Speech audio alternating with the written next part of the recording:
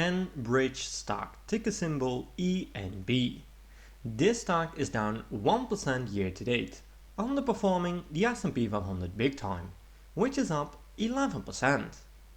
And looking at the earnings, things look pretty interesting, with a miss on EPS and a really big miss on revenue. Main reason why people like Enbridge stock is because of the dividend, and I understand why with a 7.3% dividend yield. The payout ratio isn't correctly displayed here, but more on that in a minute. If we look at the total returns in the past 5 years, we see that Enbridge stock underperformed the SP500 by a significant amount. So could this be the perfect time to buy Enbridge stock?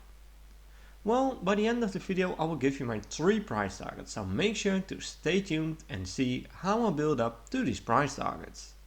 And I'm very excited to see what you guys think about this stock, so please let me know your thoughts in the comments. My name is Thomas and this is Thomas Invest. I'm an investor looking for great stocks at great prices. So what does Enbridge do? Enbridge owns extensive midstream assets that transport hydrocarbons across the US and Canada. The firm has a small renewable portfolio primarily focused on onshore and offshore wind projects. Diving into the earnings, we see that Enbridge reported an adjusted EBITDA of 5 billion, an increase of 11% year over year, which is looking pretty good. The discounted cash flow per share was reported at $1.63 versus $1.57 in 2023, an increase of 4%. And with dividends sitting at $0.67, we see that these are covered pretty easily and result in a payout ratio of roughly 40%. Net debt to EBITDA was reported at 4.7, which is a great number, and overall these numbers look pretty good to me. In here we see a few important numbers. It is expected that Enbridge has 25 billion secured capital to drive growth through 2028. 3% annual growth, which comes from the secured growth backlog, and 1 to 2% annual growth from savings and optimizations. And Enbridge really cares about the dividends, with an impressive growth track record. But it has to be said that growth is slowing down lately. And now that we know a bit more about the company, it is time to check the fundamentals of this stock. But first, if you made it this far into the video, I want to thank you lots for watching this video. Make sure to subscribe to my channel to receive multiple analyses every week, and also join my Discord channel for free to meet other people within the community and to talk about stocks. It's completely free, so don't miss it out. Let's continue by diving into the fundamentals. Enbridge stock is a 76 billion market company. PE ratio is at 17.7, which indicates they could be undervalued. Later in this video I will show you my 3 price targets for Enbridge stock, so make sure to watch until the end. Revenue is at 31 billion, and in this graph we see that revenue went up and down a lot in the long run. Most recently it is also down a lot. Margins are going up in the long run, but again it's not really steady and consistent. It's the same story with the EPS. It is really similar to the margins and revenue, which makes sense. Don't get me wrong, but keep an eye on this number. Analysts have mixed feelings about the coming years for the EPS, but in general it is expected to see some decent growth, all the way up to $3.15.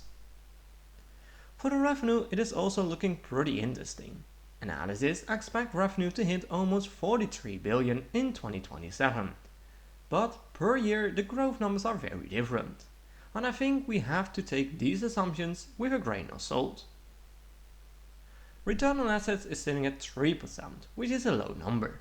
Return on equity looks pretty good, and the most important number, return on invested capital, is sitting at nearly 4%, which is a low number. It is similar versus the 5-year average, which is also interesting. I prefer this number to increase over time. Current ratio is at 0.68, which is a decent number. Nothing really special to mention here, to be honest. And right now Enbridge has 87 billion in debt. I prefer companies that can pay down at least a big chunk of their total debt with the total cash.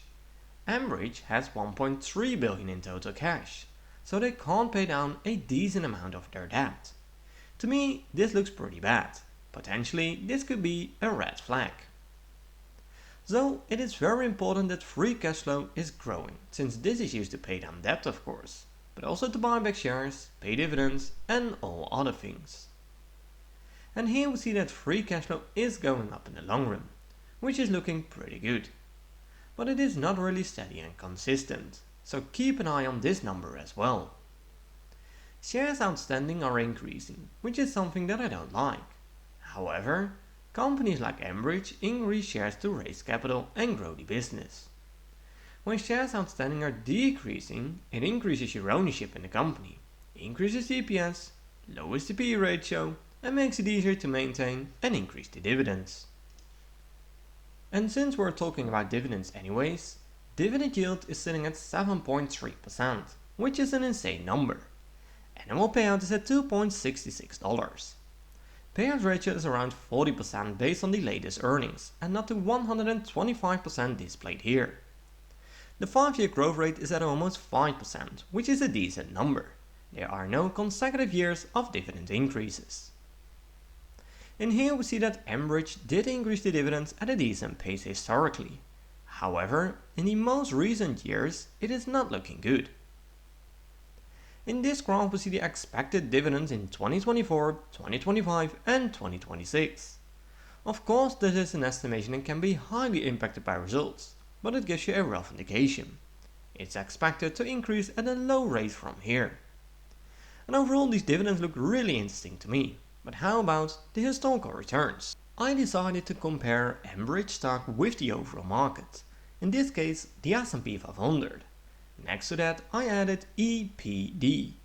On the 5-year chart we see that Enbridge underperformed the S&P 500 big time. And keep in mind this is including dividends. EPD also underperformed the S&P 500 big time. On the 1-year chart it is pretty much the same story. It is again Enbridge that is having the lowest return and was outperformed by the S&P 500. EPD is relatively close to the S&P 500. On the 6-month chart it is again getting a bit more interesting, with 8% return for ENB, but still the S&P 500 was by far the better investment here with twice the return. On the 1-month chart it is still ENB that is underperforming the S&P 500. And then bottom line, in the past 5 years the S&P 500 was the better choice here. But could this be the perfect time to buy Enbridge stock? Well, let's check the 3 price targets that are created using the Everything Money software, which is one of the best tools out there. I'm using a low, mid and high assumption to get the 3 price targets, starting off with revenue growth. For the revenue growth I'm filling in 2, 4 and 6%. Based on historical performance, their own outlook, but also because of the analysis. For the profit margin I'm putting in 13, 14 and 15. For the free cash flow margin I'm putting in 20, 22 and 24%. For the PE ratio I'm putting in 12, 14 and 16. For the price to free cash flow I'm putting in the same numbers. My desired annual return is 12.5% since I can get an easy 10% average annual return with owning an ETF. Right now Enbridge stock is around $36. I hit analyze and we see a lot of red numbers. We have a low price target of $19 to $30. We have a mid price target of $26 to $41 and we have a high price target of $34 to $55. And to me the mid price target is still the most justified here, indicating that this stock is in the middle of this range. So what do you think is the most justified price target here? Let me know in the comments down below. My final conclusion on Enbridge is that it could be a great dividend income stock. However, it comes with a risk. This industry is in general a bit more risky to me. Most fundamentals look pretty good, but I personally prefer a bit more steadier business.